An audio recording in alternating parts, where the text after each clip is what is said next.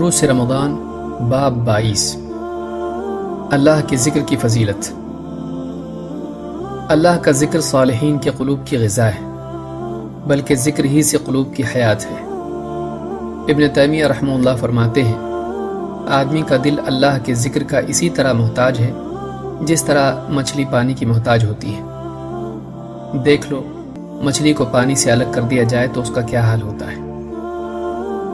مچھلی پانی کے بغیر جی نہیں سکتی۔ اگر مچھلی کو پانی سے الگ کر کے زمین پر ڈال دیا جائے تو تڑپنے لگتی ہے اور کچھ وقت کے بعد مر جاتی ہے۔ بس یہی حال اس دل کا ہوتا ہے جو اللہ کی یاد سے منقطع ہو جائے۔ ایسا دل ایک نامعلوم سی بے چینی میں مبتلا ہو جاتا ہے۔ دنیا کی ساری زیب و زینت، اس کی ساری تفریحات اس کے احساس محرومی کو ختم نہیں کر پاتی، بلکہ اللہ کی یاد سے دوری اس کے دل میں احساس جرم اور ندامت کی ایک ایسی کیفیت پیدا کر دیتی ہے کہ خوشیوں کے ڈھیر پر کھڑا ہو کر بھی وہ واقعی خوش نہیں ہو پاتا۔ اس کے برعکس اہل ایمان کا سکون و چین دنیوی آسائش اور مال و جاہ میں نہیں ہوتا، بلکہ ان کا سکون اپنے مالک کی یاد میں ہوتا ہے۔ ان کے دلوں کی راحت و اطمینان اللہ سے اپنا تعلق جوڑنے، عبادات میں اس کے آگے اپنی بندگی کے عہد کی تجدید کرنے، اس کے کلام کو پڑھنے، اپنی دعاؤں میں اس کے سامنے اپنے دل کا حال بیان کرنے اور اس کے قرب کی لذت محسوس کرنے میں ہوتا ہے۔ اللہ تعالیٰ فرماتا ہے، الذین آمنوا وتطمئن قلوبهم بذکر اللہ الا بذکر اللہ تطمئن القلوب۔ وہ لوگ جو ایمان لائے اور جن کے دل اللہ کی یاد سے اطمینان پاتے ہیں، اور جان لو کہ اللہ کی یاد ہی سے دلوں کو اطمینان نصیب ہوتا ہے۔ سورۃ الرعد آیت نمبر 28۔ جنہوں نے اللہ ہی کو اپنا رب تسلیم کیا، ان کا ایمان مشکل سے مشکل حالات میں بھی ان کے لیے صبر و ثبات کا ذریعہ بن جاتا ہے۔ بڑی سے بڑی مصیبت بھی ان کے لیے اس وقت ہلکی ہو جاتی ہے جب وہ اللہ کی قدرت، اس کی رحمت اور اس کی نصرت پر نظر ڈال کر اپنے یقین کی تجدید کر لیتے ہیں۔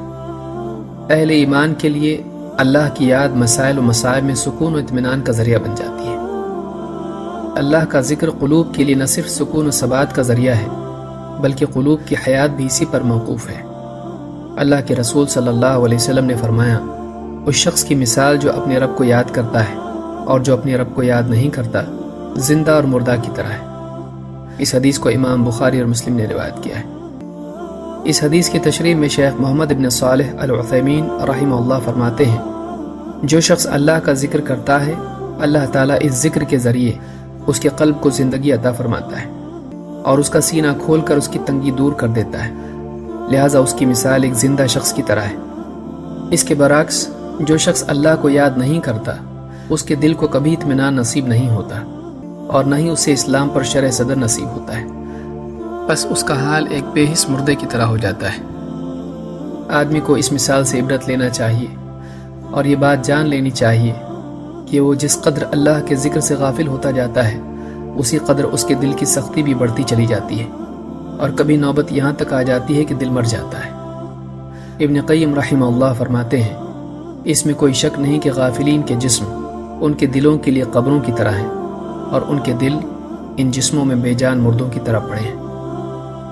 لہٰذا رمضان المبارک میں ضروری ہے کہ دوسرے اعمال کے ساتھ ساتھ ہم اللہ تعالیٰ کے ذکر کا بھی اہتمام کریں اور اس کی حمد و ثنا، تسبیح و تکبیر کو اپنی قلوب کی حیات کا ذریعہ بنائیں، بلکہ ہم اللہ کے ذکر کے اس قدر عادی ہو جائیں کہ موت کے وقت بھی بلا مشقت زبان پر اللہ کا ذکر جاری ہو جائے۔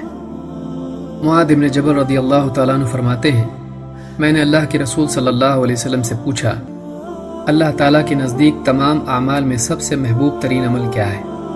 آپ نے فرمایا، تجھے اس حال میں موت آئے کہ اللہ کے ذکر سے تیری زبان تر و تازہ ہو۔ اس حدیث کو امام ابن حبان، طبرانی اور امام البیہقی نے شعب الایمان میں روایت کیا ہے۔ اللہ تعالیٰ کا ذکر اللہ کے عذاب سے نجات کا ذریعہ ہے۔ اللہ کے رسول صلی اللہ علیہ وسلم نے فرمایا، کسی شخص نے اللہ کے ذکر سے بہتر کوئی عمل نہیں کیا جو اس کے لیے اللہ کے عذاب سے نجات دلانے کا سبب ہو۔ اس حدیث کو امام احمد نے اور اسی طرح سے امام الطبرانی نے اپنی کتاب الاوسط اور الصغیر میں روایت کیا ہے۔ اس ساری گفتگو کا حاصل یہ ہے کہ رمضان المبارک کے قیمتی لمحات کو ادھر ادھر کی فضول باتوں میں ضائع کرنے کی بجائے اللہ کے ذکر میں صرف کرنا چاہیے۔ اپنی زبان کو مخلوق کے تذکروں میں تھکانے کی بجائے صبح شام اور عام اوقات میں بھی اللہ تعالیٰ کی تسبیح و تحمید اور تکبیر و تحلیل کا اہتمام کرنا چاہیے، اور موت سے پہلے آخرت کے لیے نیکیوں کا ذخیرہ جمع کر لینا چاہیے۔